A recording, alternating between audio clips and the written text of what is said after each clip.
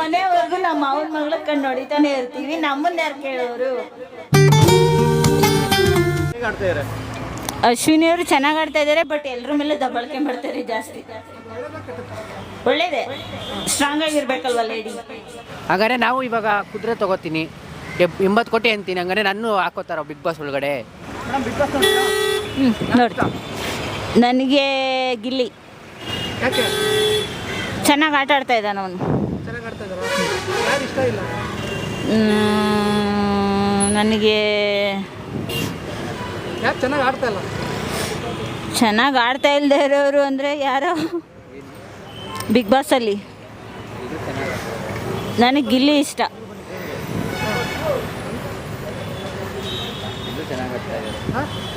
ಎಲ್ಲರೂ ಚೆನ್ನಾಗಿ ಆಡ್ತಾ ಇದ್ದಾರೆ, ಬಟ್ ಯಾರ್ದು ಏನು ಪ್ರಾಬ್ಲಮ್ ಇಲ್ಲ. ಅದಕ್ಕೆ ಮಲ್ಲಮ್ಮ ಇಷ್ಟ ತುಂಬ. ಚೆನ್ನಾಗಿ ಆಡ್ತಾ ಇದ್ದಾರೆ, ಎಲ್ಲ ಕಾಣಿಸ್ಕೊತಾ ಇದ್ದಾರೆ. ರಕ್ಷಿತಾನೂ ಚೆನ್ನಾಗಿ ಆಡ್ತಾ ಇದ್ದಾಳೆ. ಸ್ಟ್ರಾಂಗ್ ಆದ್ರು. ನನಗೆ ಗಿಲ್ಲಿ.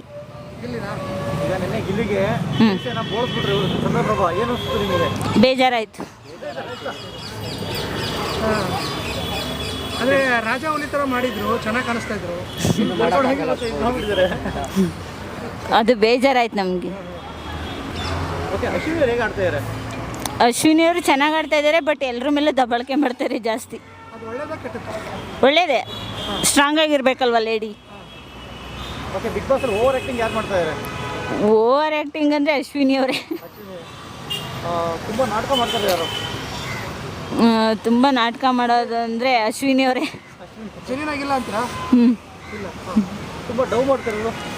ಅಶ್ವಿನಿ ಅವರೇ.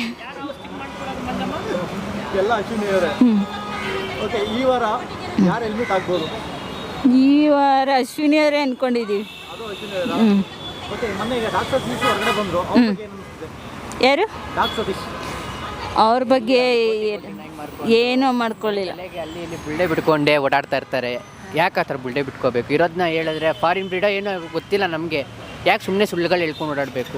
ಹಾಗಾದ್ರೆ ನಾವು ಇವಾಗ ಕುದುರೆ ತಗೋತೀನಿ 80 ಕೋಟಿ ಅಂತೀನಿ. ಹಂಗಾರೆ ನಾನು ಹಾಕೋತಾರ ಬಿಗ್ ಬಾಸ್ ಒಳಗಡೆ ಆ ಥರ?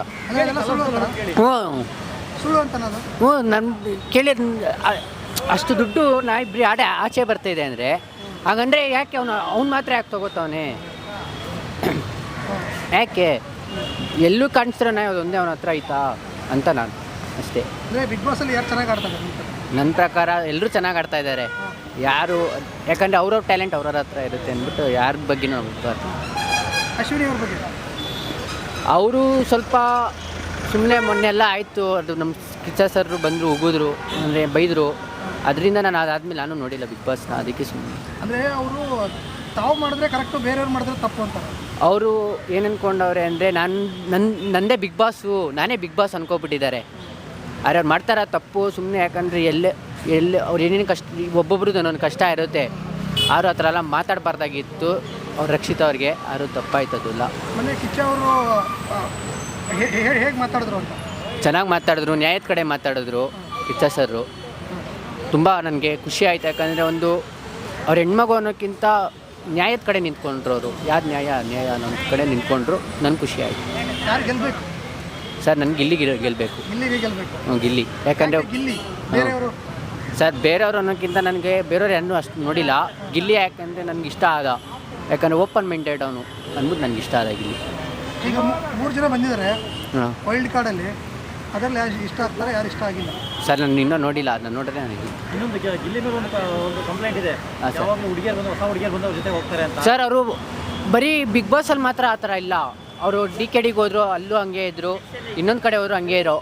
ಯಾಕಂದರೆ ಅವರು ಒಂಥರ ಎಲ್ಲರೂ ಫ್ರೆಂಡ್ಲಿ ಥರ ನೋಡ್ತಾವ್ರೆ, ಹುಡುಗಿ ಅಂತಾನೆ ಇಲ್ಲ. ಕೊನೆವರೆಗೂ ನಮ್ಮ ಅವನ ಮಗಳ ಕಣ್ಣು ಹೊಡಿತಾನೆ ಇರ್ತೀವಿ. ನಮ್ಮನ್ನ ಯಾರು ಕೇಳೋರು?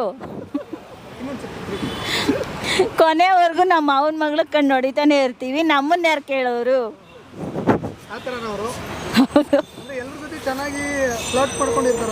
ಹೌದು, ಚೆನ್ನಾಗಿ ಮಾತಾಡ್ತಾರೆ. ಗಿಲ್ಲಿ ಇಲ್ಲಾಂದರೆ ಮಲ್ಲಮ್ಮ, ಇಬ್ಬರಲ್ಲಿ ಒಬ್ರು ಗೆಲ್ಲಬೇಕು ನಮಗೆ. ಓಕೆ.